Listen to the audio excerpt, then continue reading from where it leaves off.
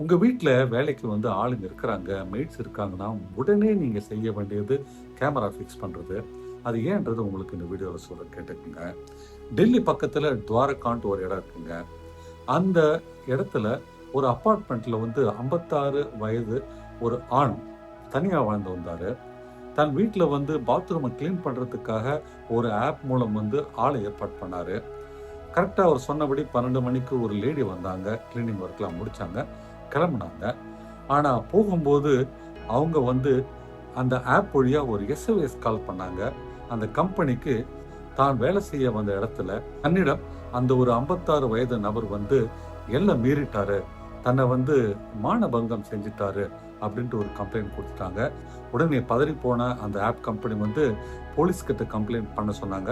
அதை தவிர வந்து அவங்களுமே போலீஸ்கிட்ட டைரெக்டாக வந்து இந்த விஷயத்தை கொண்டு போனாங்க. துவாரகா போலீஸ் உடனடியாக ஆக்ஷனில் இறங்கி என்ன நடந்ததுன்ட்டு விசாரிக்க ஆரம்பித்தாங்க. அந்த 56 வயது ஆண்கிட்ட விசாரித்தாங்க, அந்த ஒரு பெண்கிட்டையும் விசாரித்தாங்க, அக்கம் பக்கத்தில் விசாரித்தாங்க, எங்கெல்லாம் சிசிடிவி கேமராவுக்கு இதெல்லாம் ஆரம்பிச்சாங்க. இதெல்லாம் நடந்தது பார்த்தீங்கன்னா போன 30ஆம் தேதி ஜூன் மாதங்க. ஜூலை 1ஆம் தேதி, அதாவது அதுக்கு அடுத்த நாள், அந்த 56 வயது மதிக்கத்தக்க அந்த நபரின் மகனுக்கு இந்த ஒரு லேடி யார் வந்து கம்ப்ளைண்ட் பண்ணாங்களோ அவங்க வந்து ஒரு ஃபோன் அடிச்சிருக்கிறாங்க. இந்த மாதிரி உங்கள் அப்பா மேலே ஒரு கேஸ் போட்டிருக்கு, 5 லட்சம் கொடுத்தா நான் இந்த கேஸை வாபஸ் வாங்கிடுறேன், இல்லாட்டி அவர் வந்து என்னிடம் வரம்பு மீறி நடந்து கொண்டார், என்னை மானபங்கம் செய்து விட்டார் அப்படின்ட்டு அவர் மேலே வந்து கேஸை போடுவேன் போலீஸில், உங்களுக்கெல்லாம் வந்து மானம் போயிடும், உங்கள் அப்பாவை வந்து ரொம்ப பெரிய அளவில் அது பாதிக்கும், உங்கள் குடும்பத்தை பாதிக்கும் அப்படின்ட்டு அந்த லேடி மிரட்டி இருக்கிறாங்க. இது வந்து ஒரு மிரட்டல் கேஸ் அப்படின்ட்டு புரிஞ்சுக்கிட்ட அந்த மகன் அந்த கான்வர்சேஷனை அந்த லேடி கூட அடுத்தடுத்து பேசும்போது ரெக்கார்ட் பண்ண ஆரம்பித்தார். அது அந்த லேடிக்கு தெரியாது.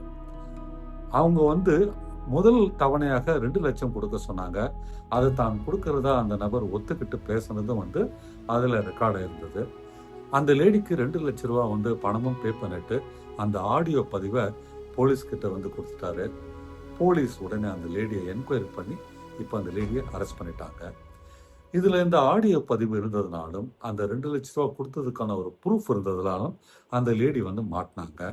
சப்போஸ் அந்த லேடி காலே பண்ணலை, இல்லை வேற யாரா நம்பர்லேருந்து அவங்க வந்து வேற யாரா விட்டு கால் பண்ணியிருந்தாங்கன்னா இதை வந்து எப்படி வந்து ப்ரூவ் பண்ணியிருக்க முடியும், அந்த லேடி மேலே தான் தப்பு இருந்திருக்குன்ட்டு.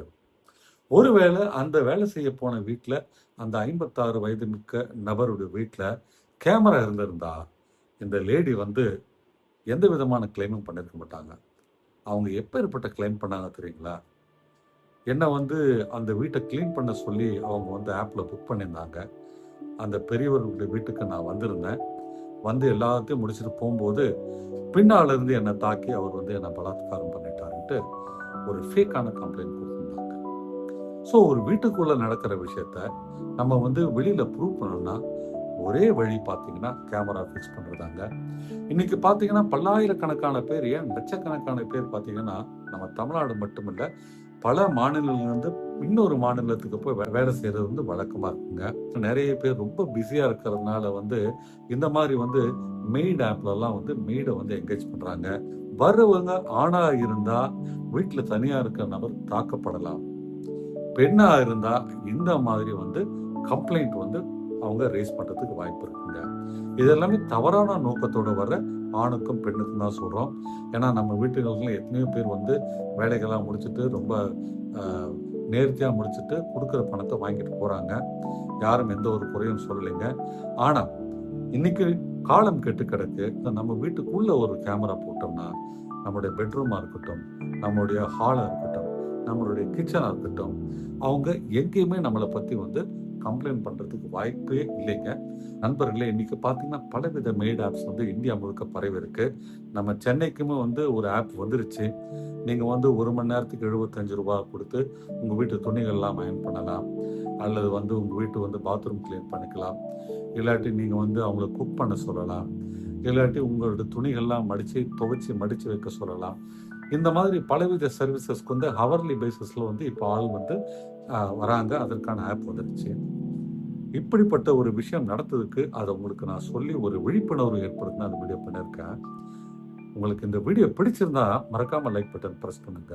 அடுத்த ஒரு வீடியோவில் உங்களை காண்கின்றேன். நன்றி, வணக்கம்.